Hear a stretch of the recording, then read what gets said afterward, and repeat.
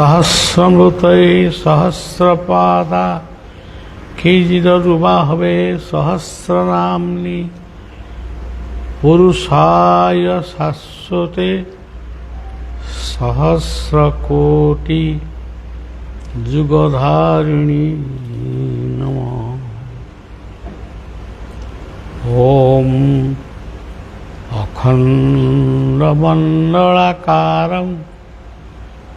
व्याप्तं येन चराचरं तत्पदं दर्शितं येन तस्मै श्री गुरवे नमः। पवित्र शिशु अनंत आश्रम आम समस्तंक सम्मुखरे शिशु अनंतंकर श्रीमूर्ति श्रीपाद दर्शन होचंती। अन्य पक्षरे क्षेत्रेश्वरी माँ ज्योतिर्प्रभांकर रामचंद्रींकर श्रीमूर्ति मध्य दर्शन होचंती।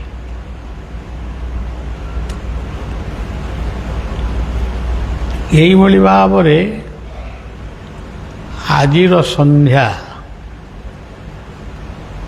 समस्तंक मंगल पाई उद्दिष्ट हो, समस्ते शांति रे रुहंतु, ये हूँ आमर प्रार्थना।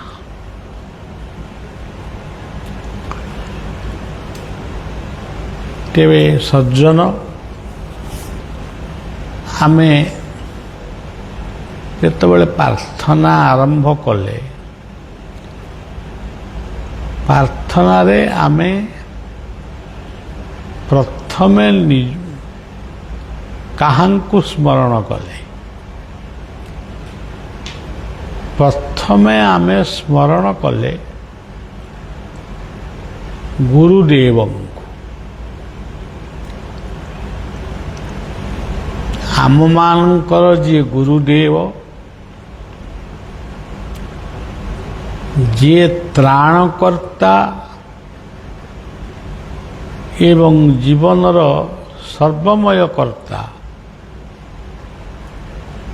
मार्गदर्शक, से पवित्र गुरुदेवंकर स्वरूप को आमे चिंतन करी आजिर विश्व देश राज्यर समस्तंकर सर्वादो मंगल कामना करुछु। एठी व्यतिक्रम होउची, आपण जो मंदिर को जिबे से मंदिर रे आपण देखिबे लक्ष्मी नारायण, राधा कृष्ण, शिव पार्वती,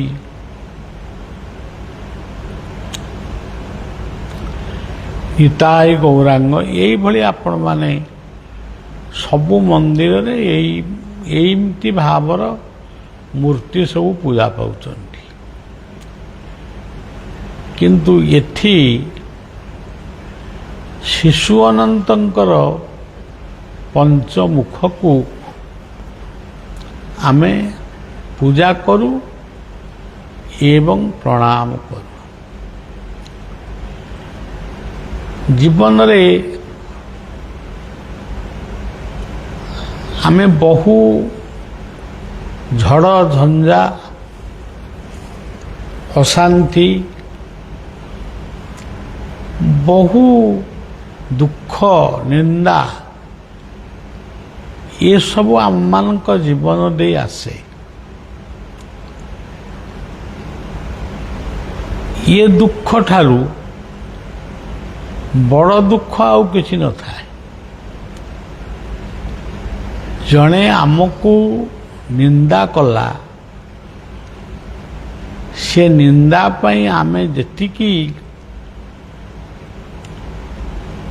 ଦୁଃଖିତ ହେଲୁ, ଯଦି ସେ ଆମକୁ ପ୍ରଶଂସା କରିବ ତାହେଲେ ଆମେ ଖୁସି ହେବୁ ସତ, କିନ୍ତୁ ନିନ୍ଦାଟା ଏଭଳି ଏକ ନିଆଁ ଯେମିତି ସବୁକୁ ଜାଳିଦିଏ, ସେମିତି ନିନ୍ଦା ହେଉଛି ଗୋଟେ ଅଗ୍ନି ସଦୃଶ। ସିଏ ଆମର ମାନସିକ ଶାନ୍ତିକି ପ୍ରଥମେ ସେ ଧ୍ୱଂସ କରିଦିଏ। ସେଥିପାଇଁ ଆଜି ଭଗବାନ ଶିଶୁ ଅନନ୍ତଙ୍କର ପ୍ରଥମ ମୁଖଟି ହେଉଛି ଯେଉଁ ପାଞ୍ଚଟି ଶ୍ରୀମୁଖଙ୍କୁ ଆମେ ପୂଜା କରୁଛୁ, ଇଏ ପାଞ୍ଚ ଜଣ ପାଞ୍ଚ ସଂଖ୍ୟାର ଠାକୁର ନୁହନ୍ତି, କିନ୍ତୁ ଆମେ ଏଠି ପାଞ୍ଚଟି ମୁଖକୁ ଆମେ ପ୍ରଣାମ କରୁଛୁ। ତାହେଲେ ଇଏ ପାଞ୍ଚ ପ୍ରକୃତରେ କିଏ?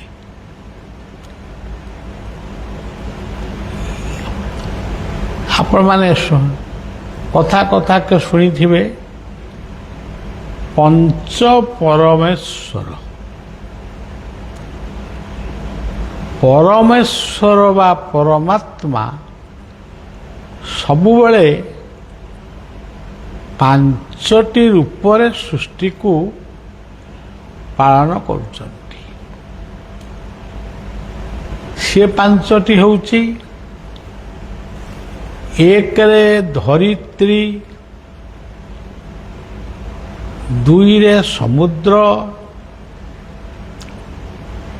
ତିନିରେ ଅଗ୍ନି, ଚାରିରେ ପବନ,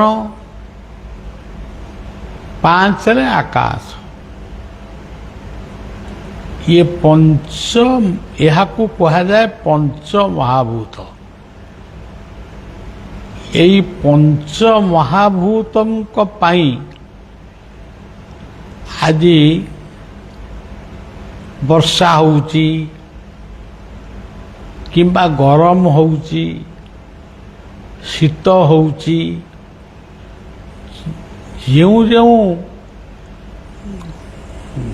ଯେଉଁ ରୂପକୁ ଆପଣମାନେ ସ୍ପର୍ଶ କରୁଛନ୍ତି, ଶୀତ ହେଉ, ବସନ୍ତ ହେଉ ବା ଗରମ ଉଷ୍ମତା ହେଉ, ଏଇ ପଞ୍ଚ ମହାଭୂତରୁ ସମସ୍ତେ ଆସିଛନ୍ତି ଏବଂ ବିଭିନ୍ନ ଭାବରେ ସେ ଲୀଳା କରୁଛନ୍ତି। ସେଇଟାକୁ ଆମେ ଠିକ୍ ଭାବରେ ତାକୁ ବୁଝିପାରୁନା। ଆମେ ଅଗ୍ନିକୁ ପୂଜା କରୁନୁ, କିନ୍ତୁ ଅଗ୍ନିକି ଆମେ କ'ଣ ପୂଜା କରିବୁ? ଅଗ୍ନି ତ ସୂର୍ଯ୍ୟଙ୍କ ରୂପରେ ସମଗ୍ର ଜଗତକୁ ଯିଏ ଆଲୋକ ଦିଅନ୍ତି, ତାଙ୍କୁ ଆମେ କେଉଁ ହାତରେ କେଉଁ ଦ୍ରବ୍ୟରେ ଆମେ ତାଙ୍କୁ ପୂଜା କରିବୁ? ସେ ତ ଜଗତକୁ ଆଲୋକ ଦେଖାଉଛନ୍ତି। ଯଦି ସୂର୍ଯ୍ୟ ଉଦୟ ହେବେନି ତାହେଲେ ଜଗତରେ ତ କିଛି ରହିବନି। ତେଣୁ ଆମେ ସୂର୍ଯ୍ୟ ହେଉଛନ୍ତି ଅଗ୍ନିଙ୍କର ପ୍ରତ୍ୟକ୍ଷ ଦେବତା। ଇଏ ଅଗ୍ନି ରୂପରେ ଥିଲେ ସୂର୍ଯ୍ୟଙ୍କ ରୂପରେ ସିଏ ପରିବର୍ତ୍ତନ ହେଇଛନ୍ତି। ଆପଣ ଦେଖନ୍ତୁ, ଆମେ ଏଠି ବସିଛୁ କି କ'ଣ ଗୋଟେ କହୁଛୁ, ଯାହା ବି ଆମେ କରୁଛୁ, ଆମ ଭିତରେ ବି ପାଞ୍ଚଟା ଅଗ୍ନି ଅଛନ୍ତି, ବରଂ ଅଧିକ ଅଛନ୍ତି। 5 ବି ଥାଇପାରନ୍ତି, ଆଉ 6 ବି ଥାଇପାରନ୍ତି। ସେ ସବୁ ଅଗ୍ନି। ଆପଣ ପ୍ରଥମେ ଦେଖନ୍ତୁ, ଆପଣ ଖାଦ୍ୟ ଖାଇଲେ, ସେ ଖାଦ୍ୟକୁ ହଜମ କଲା କିଏ? ଆମ ପାକସ୍ଥଳୀ ଭିତରେ ଖାଦ୍ୟକୁ ପ୍ରକୃତରେ ହଜମ କଲା କିଏ? ଆମେ ତ କେତେ ପ୍ରକାର ସୁସ୍ୱାଦୁପୂର୍ଣ୍ଣ ଖାଦ୍ୟ ଆମେ ଖାଉଛୁ। ସେ ଖାଦ୍ୟକୁ କିଏ ହଜମ କରୁଛି? ସେ ଅଗ୍ନିଙ୍କର ନାମ ହେଉଛି ଜଠରାଗ୍ନି। ଆମ ପାକସ୍ଥଳୀ ଭିତରେ ସେ ଅଗ୍ନି ରୂପରେ ଥିବାରୁ ଆମେ ଯେଉଁ ପ୍ରକାରର ଖାଦ୍ୟ ଖାଇଲେ ବି ସେ ଖାଦ୍ୟକୁ ସିଏ ହିଁ ହଜମ କରୁଛି। ଯଦି ସେ ଅଗ୍ନି ଯଦି ସୁପ୍ତ ହେଇଯାଆନ୍ତି ତାହେଲେ କୌଣସି ଖାଦ୍ୟ ଆମର ହଜମ ହେବ ନାହିଁ। ଆମେ ଯାହା ଖାଉଛୁ, ଭାତ ଖାଉଛୁ, ରୁଟି ଖାଉଛୁ, ତରକାରୀ ଖାଉଛୁ, ଡାଲି ଖାଉଛୁ, ଯାହା ବି ଆମେ ଖାଉଛୁ, ସେ ଖାଦ୍ୟକୁ ପ୍ରସ୍ତୁତ କରିଛି କିଏ? ସେ ଖାଦ୍ୟ ଅଗ୍ନିଙ୍କ ଦ୍ୱାରା ପ୍ରସ୍ତୁତ ହେଇଛି। ତାରି ଭିତରେ ଜଳ ଅଛି, ପବନ ଅଛି, ସମସ୍ତେ ଅଛନ୍ତି। କିନ୍ତୁ ଅଗ୍ନି ଥିବାରୁ ଆମେ 10 ପ୍ରକାରର ଖାଦ୍ୟ ପ୍ରସ୍ତୁତ କଲୁ। ଯେମିତି ଆମର ବିବାହ ବ୍ରତ ବେଳେ କିଛି ଲୋକ ବସିଗଲେ ଫାଇନାଲ କଲେ ଆମର ଏଇ ଠା ସବୁ ହବ। ତାକୁ ପ୍ରସ୍ତୁତ କରିବ କିଏ? ପ୍ରସ୍ତୁତ ମଣିଷ ଦ୍ୱାରା ହବ, କିନ୍ତୁ କରିବେ ଅଗ୍ନି ରୂପକ ଭୂତ। ଅଗ୍ନିଙ୍କର ଅର୍ଥ ହେଉଛି ଅଗ୍ରଣୀ। ସିଏ ହେଉଛନ୍ତି ପ୍ରଥମ ନେତା। ପଞ୍ଚମହାଭୂତର ପ୍ରଥମ ନେତା ହେଉଛନ୍ତି ଅଗ୍ନି।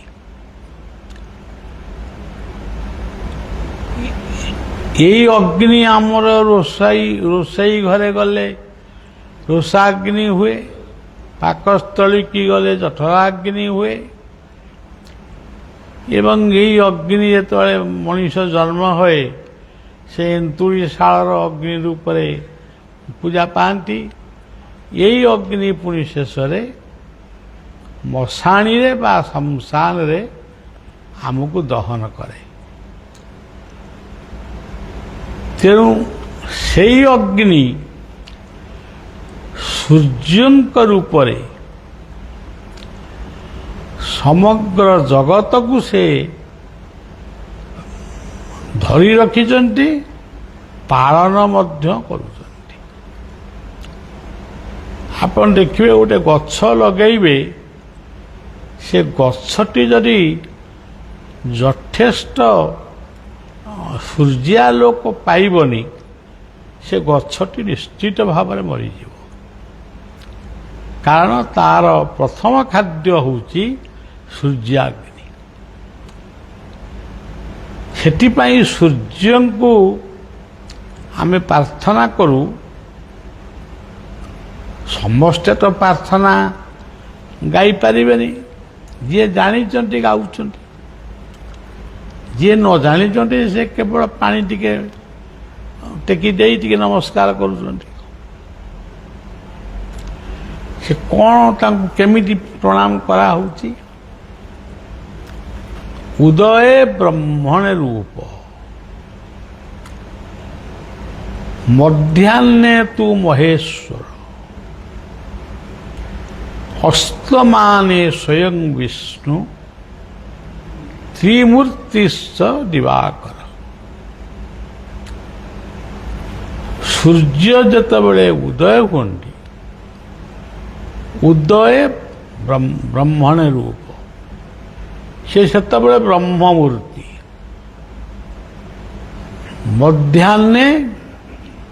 ମଧ୍ୟାହ୍ନ ସମୟରେ ସେ ହେଉଛନ୍ତି ବିଷ୍ଣୁ, ଭଗବାନ ବିଷ୍ଣୁ। ଯେତେବେଳେ ସେ ଅସ୍ତ ହେଉଛନ୍ତି ସେତେବେଳେ ତାଙ୍କ ନାଁ ହେଉଛି, ସେତେବେଳେ ତାଙ୍କର ରୂପ ହେଉଛି ଶିବ। ତେଣୁ ଏଇ ଯେଉଁ ବ୍ରହ୍ମ ବିଷ୍ଣୁ ଶିବ ବା ବ୍ରହ୍ମା ବିଷ୍ଣୁ ଶିବ, ଏହାପରେ କେଉଁ କଥାଟା ଆଉ ବାକି ରହିଲା? ଆମେ ଏଠି ଯେତିକି ବହିଛେ ଆମ ସମସ୍ତଙ୍କ ପାଇଁ ବିଧାନ ତିନୋଟି। ଜନ୍ମ ହବୁ ଥରେ, ମରିବୁ ମଧ୍ୟ ଥରେ। କିଏ 5 ଥର 3 ଥର ମରନ୍ତିନି, ଯେତେବେଳେ ମରନ୍ତି ଏକାଥରେ ମରିଯାଆନ୍ତି। ଜନ୍ମ ହବୁ ଥରେ, ମରିବୁ ଥରେ, ଆଉ ଥରେ ହେଉଛି ଯେତିକି ଦିନ ବଞ୍ଚିବୁ ଆମେ କର୍ମକୁ ନେଇକରି ବଞ୍ଚିବୁ। ତେଣୁ ସବୁଦିନେ ଜଣେ ଗୃହୀ ଲୋକ ବା ଜଣେ ସନ୍ନ୍ୟାସ ହୁଅନ୍ତୁ, ଗୃହୀ ହୁଅନ୍ତୁ, କଷ୍ଟମ ହୁଅନ୍ତୁ, ସେ ଯିଏ ହୁଅନ୍ତୁ, ପ୍ରତ୍ୟେକ ଦିନ ସୂର୍ଯ୍ୟଙ୍କୁ ନମସ୍କାର କଲେ ସୂର୍ଯ୍ୟ ତୁମକୁ ଋଣମୁକ୍ତ କରିବେ। ମନେ କରାଯାଉ ତମେ ବହୁତ ଅନେକ ଲୋକଙ୍କର ଭାଷାରେ ଯେ ମୁଁ ବହୁତ ଋଣ କରିଦେଇଛି। ଏ ଋଣ କାହିଁକି ତୁମେ କଲ? ଇଏ କଥାଟା କିଏ କାହାକୁ କହିବ? ଋଣ ତ ହଉ ହଉ ହେଇଗଲା, ଆଉ କାହିଁକି ଋଣ କଲ, କ'ଣ କଲ, ସେ ଇତିହାସ ସିଏ କହିବେ, ତମେ ଶୁଣିବ, ତା ଦ୍ୱାରା ଲାଭଟା କ'ଣ ହେବ? କିନ୍ତୁ ମୁଁ ଋଣ କରିଛି, ମୁଁ ସୂର୍ଯ୍ୟଙ୍କୁ ମାଗୁଛି, ହେ ଧର୍ମଦେବ, ତାଙ୍କ ନାଁ ଆଉ ଗୋଟେ ନାଁ ହେଉଛି ଧର୍ମଦେବତା। ହେ ଧର୍ମଦେବତା ମୋତେ ଋଣମୁକ୍ତ କରନ୍ତୁ। ଖାଲି ଋଣ ବି ନୁହଁ, ରୋଗମୁକ୍ତ ବି କରନ୍ତୁ। ଯେଉଁମାନେ ସୂର୍ଯ୍ୟଙ୍କର ଉପାସନା କରନ୍ତି ସେମାନେ ଋଣମୁକ୍ତ ହୁଅନ୍ତି ଏବଂ ରୋଗମୁକ୍ତ ମଧ୍ୟ ହୁଅନ୍ତି। କେତେଜଣ ବ୍ୟକ୍ତି ଔଷଧ ଖାଇବା ପୂର୍ବରୁ ସୂର୍ଯ୍ୟଙ୍କୁ ସ୍ମରଣ କରନ୍ତି? ମୁଁ ତ କେବେ ଦେଖିନି କାହାର, କିଏ ଗୋଟିଏ ଗୋଟିଏ ଲୋକ କରୁଥିବ। ତାହେଲେ ଯଦି ତମେ ସୂର୍ଯ୍ୟଙ୍କୁ ପ୍ରଣାମ କରିବା ଯାହା, ଅଗ୍ନିଙ୍କୁ ପ୍ରଣାମ କରିବା ମଧ୍ୟ ସେୟା। ଧନର ଅଗ୍ନି, ଧନର ବାୟୁ, ଧନ ଇନ୍ଦ୍ର ବୃହସ୍ପତି। ଧନ କିଏ? ଏ ଯେଉଁ ନୋଟ ଗୁଡ଼ାକ ସବୁ 500, 1000, 5000, 10000 ଇଏ ଗୁଡ଼ା ଆମେ ଏଇଆକୁ ଭାବୁଛୁ ବୋଧେ ଏଇ ହେଉଛନ୍ତି ପ୍ରକୃତର ଲକ୍ଷ୍ମୀ। କିନ୍ତୁ ଲକ୍ଷ୍ମୀ ସେଠି ନାହାନ୍ତି, ସିଏ ହେଉଛନ୍ତି ବିଷ୍ଣୁ। ତମ ପାଖରେ କୋଟିଏ ଟଙ୍କା ଅଛି, ସେ ବିଷ୍ଣୁ ଅଛନ୍ତି, ଲକ୍ଷ୍ମୀ ଅଛନ୍ତି କି ନାହିଁ କହିହେବନି। ତାହେଲେ କିଏ ତମ ପାଖରେ, କିଏ ତୁମକୁ ଅର୍ଥ ଦେବ? ସେ ଅର୍ଥଦାତା ହେଉଛନ୍ତି ସୂର୍ଯ୍ୟ। ଇଏ ସୃଷ୍ଟିକି ଯିଏ ସୂଚନା କରିଛନ୍ତି ସେଇ ତୁମକୁ ଧନ ଦେବେ। ସେ ଅଗ୍ନି ରୂପରେ ଦେବେ, ସୂର୍ଯ୍ୟ ରୂପରେ ଦେବେ, ସମୁଦ୍ର ରୂପରେ ଦେବେ। ଆମେ ସବୁ ଯେତେବେଳେ ହିତାହିତ ଜ୍ଞାନ ସବୁ ଆମର ନଥିଲା, ଏତେ ଆମର ଜ୍ଞାନ ଆମର କିଛି ନଥିଲା। ଆମେ ସମୁଦ୍ରକୁ ଯେତେବେଳେ ଯାଉ, ସମୁଦ୍ର କୂଳକୁ, ସେ ଲହଡ଼ି ସାଙ୍ଗରେ ଖେଳୁ, ବାଲିରେ ବସିକିରି ମସଲା ମୁଢ଼ି ଖାଉ। ଚିନା ବାଦାମ ଖାଉ। ଇଏ କ'ଣ ସମୁଦ୍ରଙ୍କର ପୂଜା?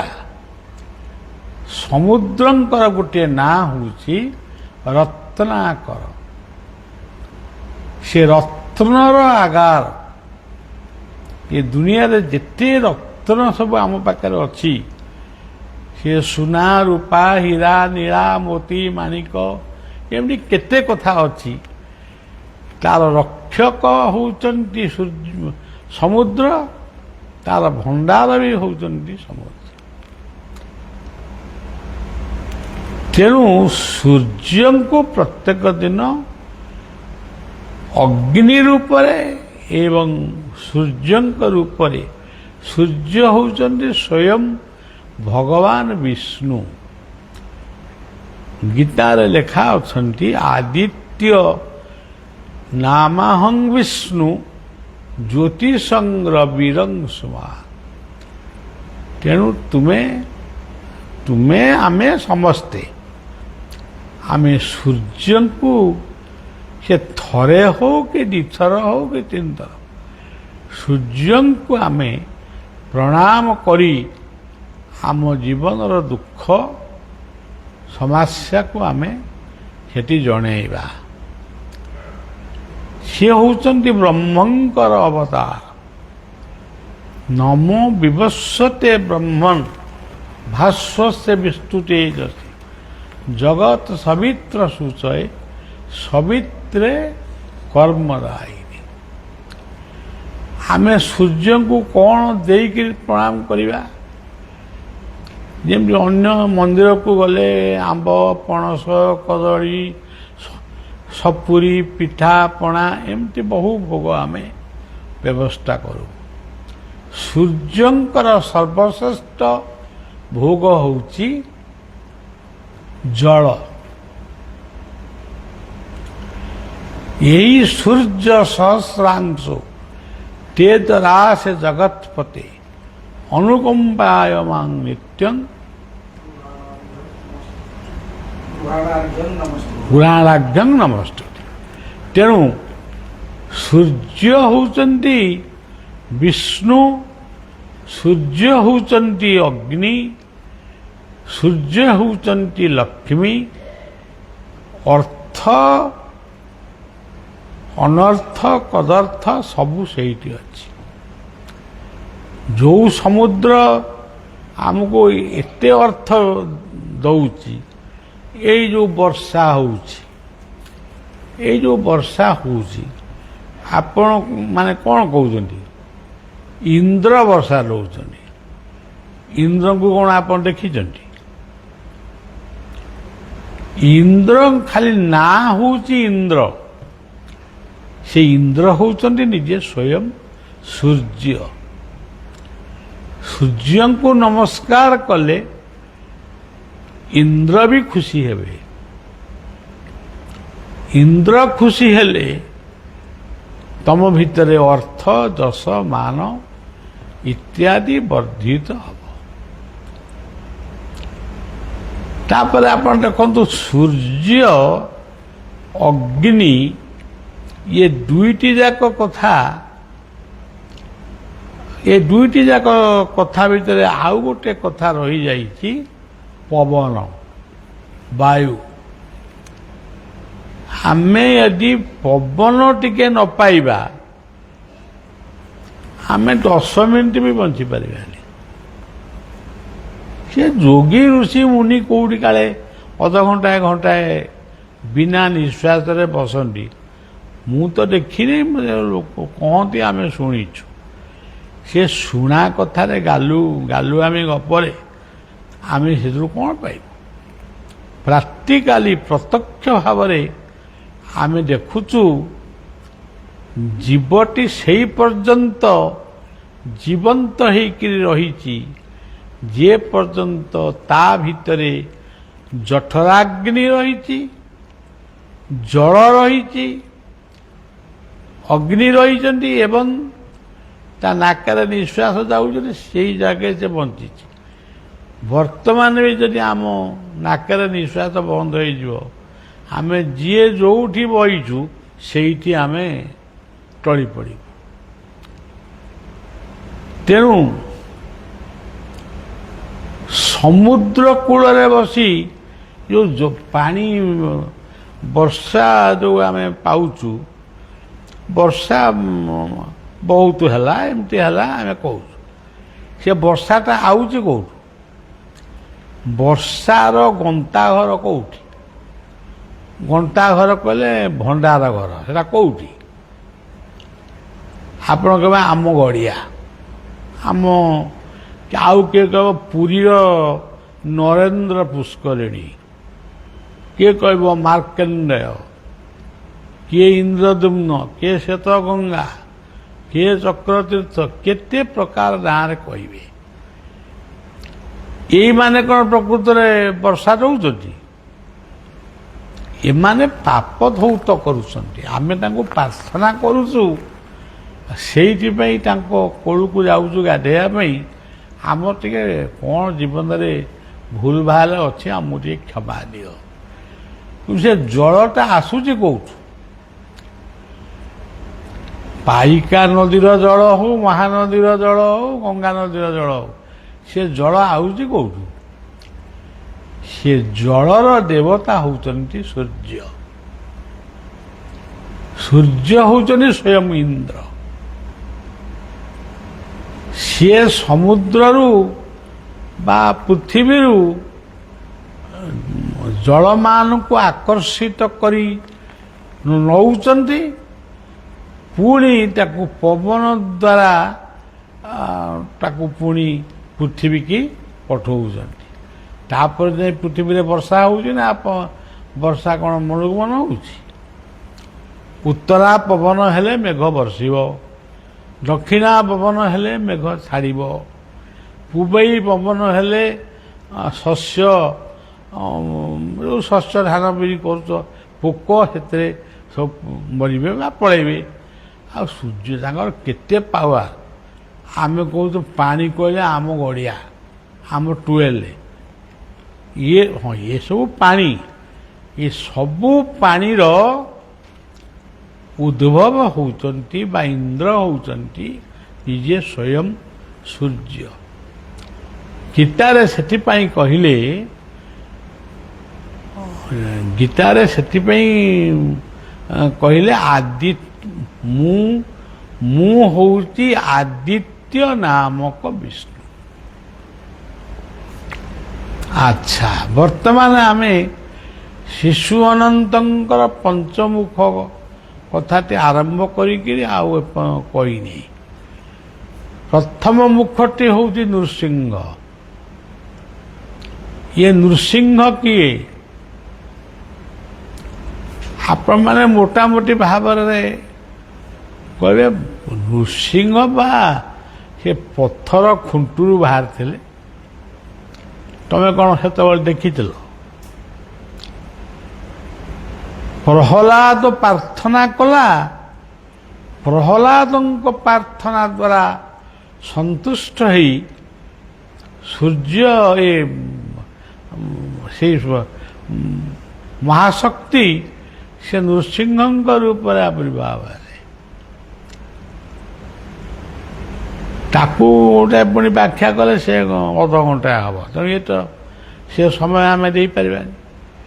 ତାଙ୍କ ବର୍ଣ୍ଣନା କେମିତି ଦେଖ, ଉଗ୍ରବୀର ମହାବିଷ୍ଣୁ ଜ୍ୱଳନ୍ତଂ ସର୍ବତୋମୁଖଂ ନୃସିଂହଂ ଭୀଷଣଂ ବତ୍ର ମୃତ୍ୟୁର୍ମୃତ୍ୟୁ ନମାମ୍ୟହଂ। ତେଣୁ ସିଏ ନୃସିଂହ ବୋଲି ତମେ କହୁଛ, ପୁଣି ତାଙ୍କୁ ଅତି ଫୋପାଡ଼ିଲା ଭଳିଆ କହୁଛ ସେ କାଳେ ପଥର ଖୁଣ୍ଟରୁ ବାହାରିଲେ। ହିରଣ୍ୟକଶିପୁ ଗୋଟେ ଖଣ୍ଡା ଦେହରେ ସେ ପଥର ଖୁଣ୍ଟକୁ ଯେତେବେଳେ ହାଣିଦେଲେ ସେଇଠୁ ନୃସିଂହ ବାହାରିଲେ। ଏସବୁ କଥା ହେଉଛି ମାନେ ଛୁଆଟିଏ ଶୋଉନି, ତାକୁ ତା ମା ଏମିତି ଗୋଟେ ଗପ କହିକିରି ତାକୁ ଶୁଆଇ ଦେଉଛି। ପିଲାଟି ଖାଉନି, ତା ଆଈମା କି ଜେଜେମା କି ଯେଉଁ ମା ତାକୁ ଏମିତିଆ ଗୋଟେ କଥା ଶୁଣେଇକିରି ତାକୁ ଟିକେ ଖୁଆଇ ଦେଉଛି। କିନ୍ତୁ ଇଏ ନୁହେଁ ତତ୍ତ୍ୱ। ନୃସିଂହ ହେଉଛନ୍ତି ସ୍ୱୟଂ ବିଷ୍ଣୁ, ସ୍ୱୟଂ ଶିବ, ସ୍ୱୟଂ ସୂର୍ଯ୍ୟ, ସ୍ୱୟଂ ଇନ୍ଦ୍ର। ଭାଗବତରେ ଆମର କ'ଣ ଲେଖା ହେଲା? ଲେଖା ତ ହେଇଛି, ଆପଣମାନେ ଜାଣିଛନ୍ତି। ନମଇ ନୃସିଂହ ଚରଣ, ନମଇ ନୃସିଂହ ଚରଣ। ତାହେଲେ ପ୍ରଥମେ କାହିଁକି ସେ ନୃସିଂହଙ୍କୁ ବନ୍ଦନା କଲେ? ସେ ସେମିତିଆ ଶକ୍ତି ବୋଲି ନା। ଆଉ ତୁମେ ନୃସିଂହଙ୍କ, ଆମେ ଯାଉଛୁ ନୃସିଂହଙ୍କ ଦର୍ଶନ କରିବା ପାଇଁ, ସେଠି କ'ଣ ମାଗିଲ? ନା ମୋ ପୁଅ ମୁଣ୍ଡରେ ଗୁଡ଼ାଏ ଘା ହେଇଯାଇଛି, କ'ଣ ଏଟାକୁ କ'ଣଟି ବଢ଼ା ନା କ'ଣ? ଆଉ କିଏ କହିବ ମୋ ମୁଣ୍ଡରେ ଉଙ୍କୁଣି ଗୁଡ଼ାକ ହେଇଯାଇଛି, ସେଗୁଡ଼ା କେମିତି ଚାଲିବ? ମୁଁ ସେଇ ନେଇକି ଯାଇଥିଲି ପ୍ରାର୍ଥନା କରିବା ପାଇଁ। ତୁ ଗୋଟେ ଏତେ ବଡ଼ ନିର୍ଲଜ ଲୋକଟିଏ, ତୁ ନୃସିଂହ ଭଗବାନଙ୍କୁ ଯାଇ ଏଇ ପ୍ରାର୍ଥନା କରୁଛୁ? ତାହେଲେ ତୁ ଏକ ନମ୍ବର ପାଖଣ୍ଡି। ପ୍ରହ୍ଲାଦ କ'ଣ ମାଗିଥିଲା? ପ୍ରହ୍ଲାଦ ଯେତେବେଳେ ନୃସିଂହଙ୍କୁ ପ୍ରାପ୍ତ ହୋଇଥିଲେ, ନୃସିଂହ ଭଗବାନ ଯେତେବେଳେ ପ୍ରହ୍ଲାଦଙ୍କୁ ଆଶୀର୍ବାଦ କରିଥିଲେ, ସେ କ'ଣ ଭିକ୍ଷା କରିଥିଲେ? ମୋ ବାପାଙ୍କୁ ମୁକ୍ତି ଦିଅନ୍ତୁ। ପ୍ରହ୍ଲାଦ ନିଜେ କହିଥିଲେ। ଆମେ ପଞ୍ଝାଏ କେତେକ ଅଛୁ, ମୋ ବାପା ବୁଢ଼ା ହେଇଗଲେଣି, ଆମେ ଆଉ ତାକୁ ଔଷଧ ଦେଇପାରିବୁନି, ତେଣୁ ମୋ ବାପା ଶୀଘ୍ର ମରନ୍ତୁ। ଆମେ ନିଶ୍ଚୟ ଏ ସମାଜ ଭିତରେ ଲୋକ ଅଛନ୍ତି ନା। ଆଉ ଆପଣଙ୍କ ମୁଁ ଗୋଟେ ମିଛରେ କହୁଛି, ଇଏ ଲୋକ ଅଛନ୍ତି ନା। ବାପା କେମିତି ଶୀଘ୍ର ମରିବେ? କେବଳ ଗୁରୁ ଶୀଘ୍ର ମରନ୍ତୁ ବୋଲି କେହି ପ୍ରାୟ କହିନାହାନ୍ତି ଆଜି ପର୍ଯ୍ୟନ୍ତ, କିନ୍ତୁ ମନେ ମନେ କହୁଥିବେ। ତେଣୁ ସବୁବେଳେ ମନେ ରଖିବେ, ନୃସିଂହ ହେଉଛନ୍ତି ତାଙ୍କର ବନ୍ଦନା କେମିତି? ନାରସିଂହାୟ ବିଦ୍ମହେ ନଖାୟୁଧାୟ ଧୀମହି ତନ୍ନୋ ହରି ପ୍ରଚୋଦୟାତ୍। ନୃସିଂହଙ୍କର ନାମ ମଧ୍ୟ ହରି, ହରି ମଧ୍ୟ ନୃସିଂହ। ଏଠି ତୁମେ ଯେତେବେଳେ ପ୍ରାର୍ଥନା କରୁଥିଲ, ହରିବୋଲ ହରିବୋଲ ପକାଉଥିଲ, ସେ ହରି କିଏ? ଏ ହରି ହେଉଛନ୍ତି ନୃସିଂହ। ସେ ହରି ହେଉଛନ୍ତି ହନୁମାନ। ସେଇ ହରି ହେଉଛନ୍ତି ଭଗବାନ କୃଷ୍ଣ। ସେଇ ହରି ହେଉଛନ୍ତି ଗୌରାଙ୍ଗ ଅବତାର। ତେଣୁ ଇଏ ଯୁଗରେ ହରିନାମ କର ବୋଲି କାହିଁ କୁହାହେଲା? ତେବେ ଇଏ ହେଲେ ନୃସିଂହ। ଭଲ ମଣିଷ ଯଦି ହବ, ତାହେଲେ ନୃସିଂହଙ୍କୁ ପ୍ରାର୍ଥନା କର। ନୃସିଂହ ଶବ୍ଦର ଅର୍ଥ କ'ଣ? ନରସିଂହ, ନରଶ୍ରେଷ୍ଠ।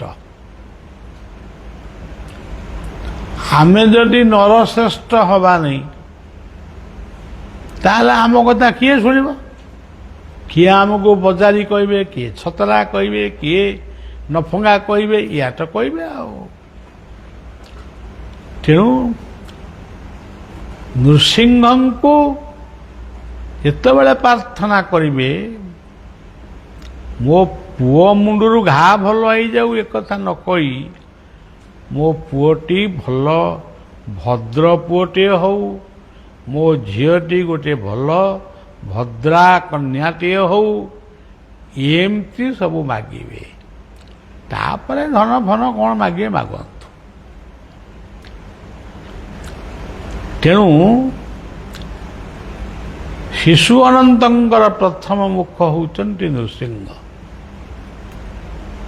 ଏଇ ନୃସିଂହଙ୍କୁ ଯଦି ବିପଦରେ ଦୁଃଖରେ ନିନ୍ଦାରେ ବ୍ୟାଧିଗ୍ରସ୍ତ ବିଛଣାରେ ପଡ଼ି ଯଦି ଆମେ ନୃସିଂହଙ୍କୁ ଆମେ ସେଇ ମହାବିଷ୍ଣୁ ଅବତାର, ସମସ୍ତେ ବିଷ୍ଣୁଙ୍କ ଅବତାର, କିନ୍ତୁ ନୃସିଂହ ହେଉଛନ୍ତି ମହାବିଷ୍ଣୁ ଅବତାର। ଏଇ ମହାବିଷ୍ଣୁଙ୍କୁ ଯଦି ତୁମେ ଧ୍ୟାନ କରିବ ବା ପ୍ରାର୍ଥନା କରିବ, ସିଏ ତମକୁ କେମିତି ହେଲେ ବି ଗୋଟେ କୃପା କରିବେ। ଆଉ ଜମା ନୃସିଂହଙ୍କୁ ଡାକିବ ନାହିଁ। 5 ବର୍ଷ 3 ବର୍ଷ ପରେ କେତେବେଳେ ଗୋଟେ ବିପଦ ପଇଲା ନୃସିଂହ ହବ। କାହିଁ ତମ କଥା କିଏ ଶୁଣିବାକୁ ଯିବ, କ'ଣ ଦରକାର? ସେଇଭଳି ଭାବରେ ମନେ କରାଯାଉ ମୁଁ ନୃସିଂହଙ୍କ ପାଖରୁ ବର ପାଇଲି। ସେ ବର ପାଇକିରି ମୁଁ କରିବି କ'ଣ? ମୁଁ ଗୋଟେ ବର ପାଇଗଲି, ଏତେ ବଡ଼ ବର ମୋତେ ଲୋକ ମାନେ ଦେଇଦେଲେ, ସବୁ ସୁନା ରୂପା ମୋଟି ମାଣିକ ମାନେ ବହୁତ ମିଳିଲା। ମୁଁ ଗୋଟେ କୋଟିପତି ହେଇଗଲି। ଆଉ ତାର ଏଇଥିପାଇଁ ନୃସିଂହଙ୍କୁ ଡାକୁଦେଲ। ନୃସିଂହଙ୍କର ଦ୍ୱିତୀୟ ମୁଖ ହେଉଛି ଶ୍ରୀରାମଚନ୍ଦ୍ର। ଶ୍ରୀରାମ କିଏ? ଶ୍ରୀରାମ କହିଲେ ଆନନ୍ଦ। ଆନନ୍ଦ ମୂର୍ତ୍ତି ହେଉଛନ୍ତି ରାମ। ଯଦି ଜୀବନରେ ଆନନ୍ଦ ପାଇବ ତାହେଲେ ରାମଙ୍କୁ ପ୍ରାର୍ଥନା କର ନୃସିଂହଙ୍କ ସହିତ। ଆଉ ଯଦି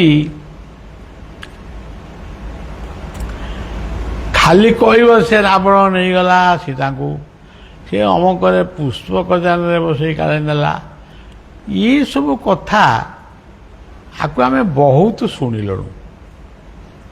ଆଉ ସେଗୁଡ଼ାକ ବେଶୀ ଶୁଣନା, କିନ୍ତୁ କେବଳ ରାମ ନାମକୁ ସତ୍ୟ ବୋଲି ଭାବ।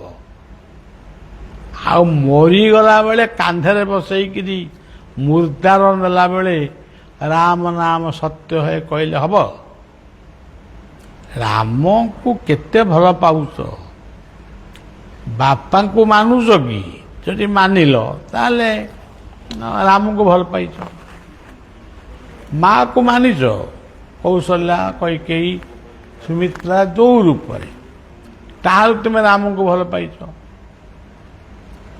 ଯଦି ମନ୍ଥରାକୁ ବି ଭଲ ପାଇଛ ତାହେଲେ ବି ତୁମେ ରାମଙ୍କୁ ଭଲ ପାଇଛ। କାରଣ ମନ୍ଥରା ଶବ୍ଦ ଭିତରେ ହିଁ ରାମ ଶବ୍ଦ ଅଛି। ମନ୍ଥରା, ତାର ଭିତରେ ଦେଖନ୍ତୁ ମ ଅଛି ଆଉ ରା ଅଛି।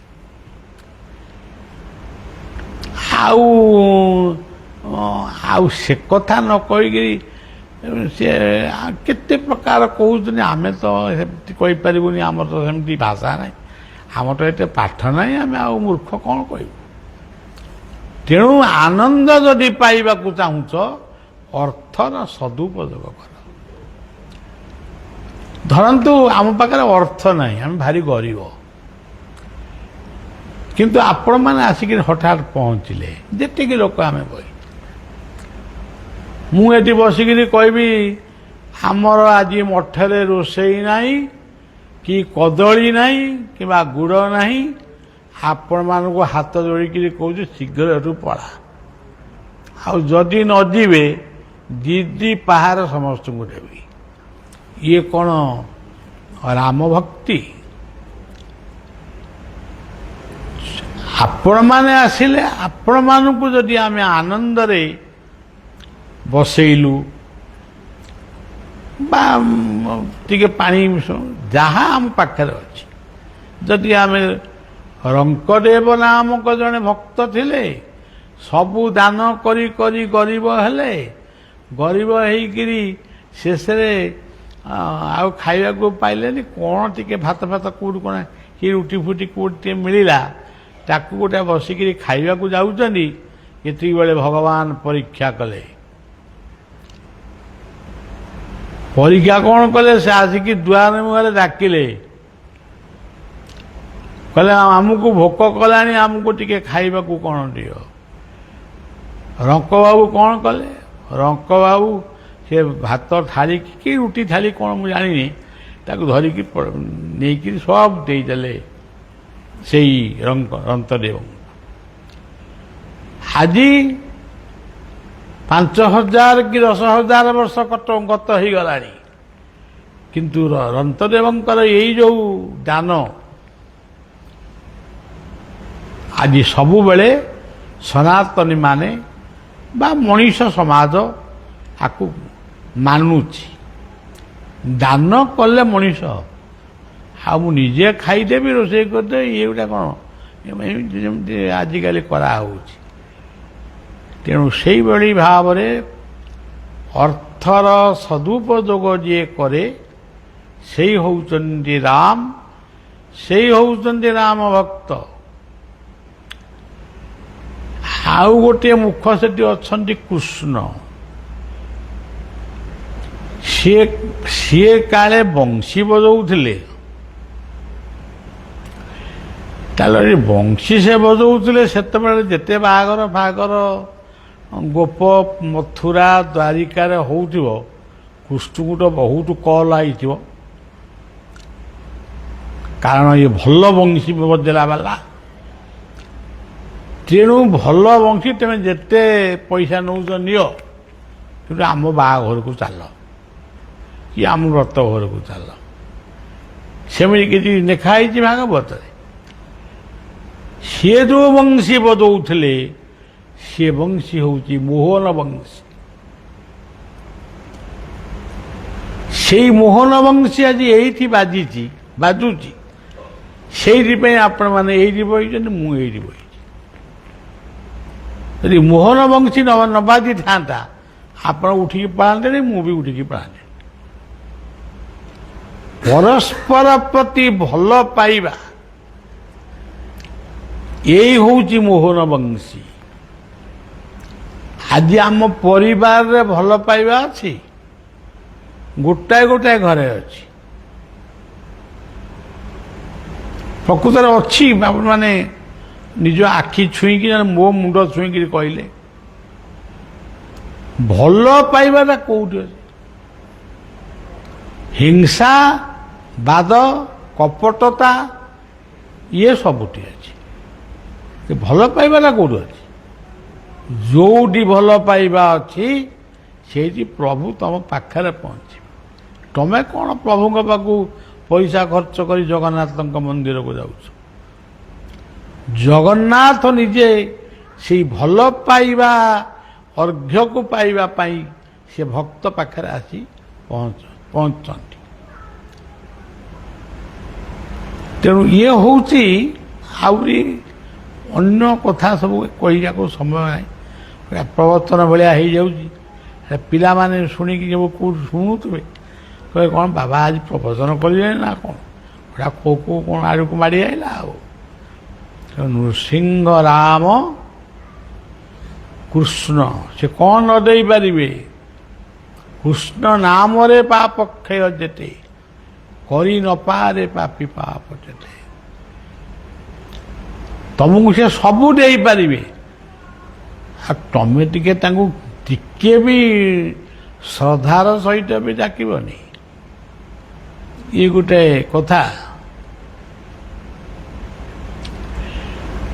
କୃଷ୍ଣ ତ ଗଲେ। ଏଇ ଆପଣ ଦେଖନ୍ତୁ, ବର୍ତ୍ତମାନ ଅଦିନରେ ଗୋଟେ ଇସ୍କନ ସମ୍ପ୍ରଦାୟ ରଥଯାତ୍ରା କରୁଛି।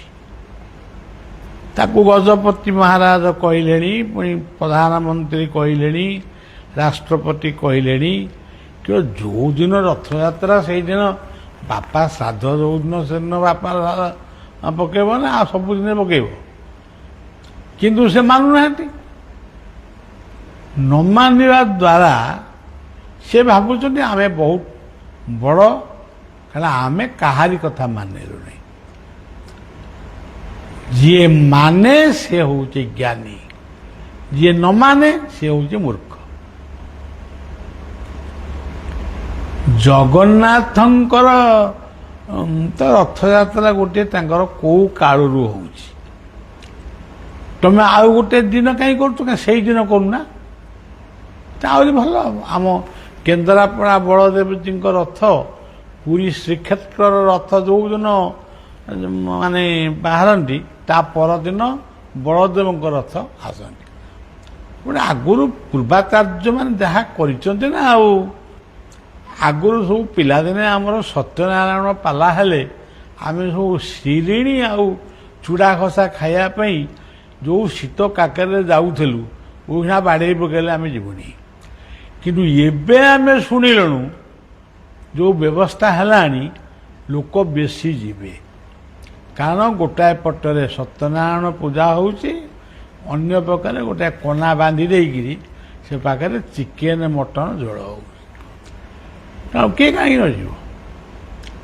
ତେଣୁ ଅବୁଝା, ଅବାଧ୍ୟ, ଅବୋଧ ମଣିଷକୁ ଭଲ ମଣିଷ କର ବୋଲି କବିମାନେ ଆମର ଲେଖିଲେ। ହେ ଆନନ୍ଦମୟ କୋଟି ଭୁବନ ପା, ତମେ ଆମକୁ ଟିକେ ଭଲ ବୁଦ୍ଧି ଦିଅ। ତେଣୁ ସଜ୍ଜନ ଏଇଭଳି ଭାବରେ ଆଉ ଗୋଟିଏ ମୂର୍ତ୍ତି ରହିଲେ ଚୈତନ୍ୟ ମୂର୍ତ୍ତି। ନା ଏଠି ତ ଏତେ ନାଁରେ ଚୈତନ୍ୟ ସେ ପାଖରେ ଅଛନ୍ତି। ହଁ, ଚୈତନ୍ୟ ଏଇଠି ଅଛନ୍ତି। ଆଉ ଏଇ ଯେଉଁ ନିତାଇ ଗୌର ହରି ବୋଲ ବୋଲି କହୁଛ, ଏଇ ଚୈତନ୍ୟ ହେଉଛନ୍ତି କୃଷ୍ଣଙ୍କର ଅବତାର, ରାଧା ପ୍ରେମର ପ୍ରତ୍ୟକ୍ଷ ପ୍ରତୀକ। ଏବଂ ସେଠି ଗୋଟିଏ ଯେଉଁ ମୂର୍ତ୍ତିଟି ଅଛି, ଦାଢ଼ି ରଖିକିରି ଯେଉଁ ମୂର୍ତ୍ତିଟି ବସିଛନ୍ତି, ସିଏ ହେଉଛନ୍ତି ଭଗବାନ ପରଶୁରାମ। ବାପାଙ୍କ କଥାରେ ମାଆକୁ ହାଣିଲେ, ପୁଣି ମାଆକୁ ବଞ୍ଚେଇ ଦେଲେ। ଏମିତିଆ ସାଧକ ଇଏ ପୃଥିବୀରେ ଆଜି ଅଛନ୍ତି। ବହୁତ ଧର୍ମ କଥା କହୁଛନ୍ତି, ବହୁତ ବଡ଼ ବଡ଼ କଥା, ବହୁତ ବଡ଼ ବଡ଼ କଥା କହୁଛନ୍ତି। ପରଶୁରାମଙ୍କ ଭଳି ଜଣେ ଅବତାର କେଉଁଠି ଅଛନ୍ତି ଦେଖେଇ ଦିଅ। ତେଣୁ ଏଇ ପରଶୁରାମ ହେଉଛନ୍ତି କଳ୍କିଙ୍କର ରୂପ। ଏହାଙ୍କୁ ସ୍ମରଣ କଲେ ରଣେ ବଣେ ଯେଉଁଠି କଲେ ବି ପରଶୁରାମଙ୍କର ଅସ୍ତ୍ର ବୁଲିବ, ତମ ବିପଦ ଖଣ୍ଡନ ହେବ। ଆଉ ସେଗୁଡ଼ା କିଛି ନ କରି, ଇରେ ଭାଇ ମୁଁ ମଲ୍ଲିରେ ଦୌଡ଼ି ଆସରେ, ଠେଙ୍ଗାଟା ନେଇକିରି ଆସରେ, କୋଦାଳଟା ନେଇକିରି ଆସରେ, ଏଇ କ'ଣ ହେଉଛି କଥା? ଆଜି ଆପଣ ଟିଭି ପରଦାରେ ଦେଖିବେ, ମୁଁ ଆଜି ନା କାଲି ଖାଲି ଦେଖିଲି, ସେ ମୂଳରୁ ଶେଷ ଯାକେ ଗୋଟାଏ ଭଲ ସମ୍ବାଦ ନାହିଁ। ସେଟାକୁ ହାଣିଲା, ସେଟାକୁ ମାଇଲା, ସେଟାକୁ ଇଏ କଥା କ'ଣ? ତେଣୁ ସବୁ କଥାର ଶେଷ ହେଉଛନ୍ତି ପ୍ରଭୁ ଜଗନ୍ନାଥ। ଶେଷରେ ସେଇ ଜଗନ୍ନାଥଙ୍କ ପାଦରେ ଆମେ ସମସ୍ତେ ସମର୍ପିତ ହେବା। ଯାହାଙ୍କର କଥା ମାସ ମାସ ଧରି କହିଲେ ବି ସରେନି, ଯାହାଙ୍କର ତତ୍ତ୍ୱ ସରେନି, ଯାହାଙ୍କର ଲୀଳା ସରି ନାହିଁ କି ସରିବ ନାହିଁ, ଯାହାଙ୍କୁ ଲୁହ ଦେଇ ପ୍ରାଣ ଦେଇ ଡାକିଲେ ସେ ନିଶ୍ଚୟ ତମକୁ ସାହାଯ୍ୟ କରିବେ। ସେଇ ବାଟ ଦେଇ ଆମକୁ ଯିବା ପାଇଁ ପଡ଼ିବ। କୁସଙ୍ଗ ବର୍ଜନ କରିବାକୁ ପଡ଼ିବ। ଆଉ ପାଟିରେ ପୁଳାଏ କ'ଣ ତାକୁ କହନ୍ତି, ପାଟିରେ ପୁଳାଏ ସେ କ'ଣ ହେଲା, ଗୁଟୁକା ପାଟିରେ ପୂରେଇକିରି, ସିଗାରେଟ ପାଟିରେ ପୂରେଇକିରି ତମେ ମୁଁ ଥରେ ଯାଉଥିଲି ବଦ୍ରୀନାଥ ନା କୁଆଡ଼େ ଯାଉଥିଲି, କେଦାରନାଥ, ଗୋଟେ ଜାଗା ଟିକେ ଠିଆ ହେଲୁ, ପଶା ପଶା କରିବାକୁ ଗଲେ, ଗୋଟିଏ ଲୋକ, ସୁନ୍ଦର ଲୋକଟିଏ, ସୁନ୍ଦର ପୋଷାକ ପିନ୍ଧିଛି, ଗାଡ଼ିଟିଏ, ତା ଗାଡ଼ିଟିଏ ଅଛି, ତାର ପରିବାର ତା ଭିତରେ ବସିଛନ୍ତି। ସେ ଲୋକଟି ଆଗ ବାହାରିଲା। କାହିଁକି ଆଗ ବାହାରିଲା? କ'ଣ ପରିସ୍ରାକୁ ଜୋର ମାଇଲା? ସିଏ ଆଗ ବାହାରିଲା ସିଗାରେଟ ଖାଇବ ବୋଲି।